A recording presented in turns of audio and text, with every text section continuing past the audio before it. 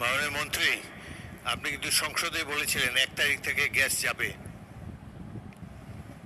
সেটি বোধহয় পাওয়া যায়নি। তো সংসদে যে প্রতিশ্রুতি দেবেন সেটা ড্রিলিং বা অন্যান্য যাবতীয় আনুষঙ্গিক বিষয় স্টাডি করে তারপরে সংসদে প্রতিশ্রুতি দেবেন। ধন্যবাদ। মাননীয় সদস্য রুমিন ফারহানা, ব্রাহ্মণবাড়িয়া। মাননীয় স্পিকার, আপনাকে অসংখ্য ধন্যবাদ। মাননীয় স্পিকার, আমরা লোডশেডিংই বলি আর মেরামত শেডিংই বলি, গ্রামাঞ্চলে 10 থেকে 12 ঘন্টা বিদ্যুৎ থাকে না, এটাই হলো বাস্তবতা।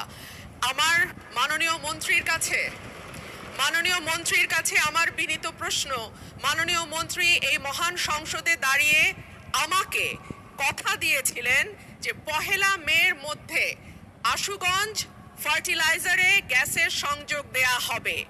এরপরে আরো 1 মাস 3-4 দিন পার হয়ে গেছে মাননীয় স্পিকার, এখনো আশুগঞ্জ ফার্টিলাইজারে গ্যাসের সংযোগ আমরা পাইনি। গ্যাসের সংযোগ আছে, গ্যাসের সাপ্লাই আমরা পাইনি। মাননীয় মন্ত্রী কি দয়া করে বলবেন যে আশুগঞ্জে আমরা কবে গ্যাসটি পাবো? ধন্যবাদ মাননীয় স্পিকার। মাননীয় মন্ত্রী। মাননীয় স্পিকার, মাননীয় সংসদ রুমিন ফারহানা প্রথমেই যে কথাটা বললো যে 10 থেকে 12 ঘন্টা বিদ্যুৎ থাকে না, এটার সাথে আমি একমত না। উনি বিদ্যুৎ ছাড়ছেন, আবার ওনার ফার্টিলাইজার ফ্যাক্টরি তো চালাতে বলছেন। গ্যাসের তো আমার সংকট আছে, সেই জন্য আমাদের বিদ্যুৎ প্ল্যান্টগুলো চালিয়ে রাখতে হচ্ছে এবং সেই জন্য তার ওখানে সংযোগ দিতে পারছি না আমরা। এর বেশি আমরা যখন গ্যাসের অবস্থা উন্নতি হবে তখন আমরা এটা করতে দিতে পারবো।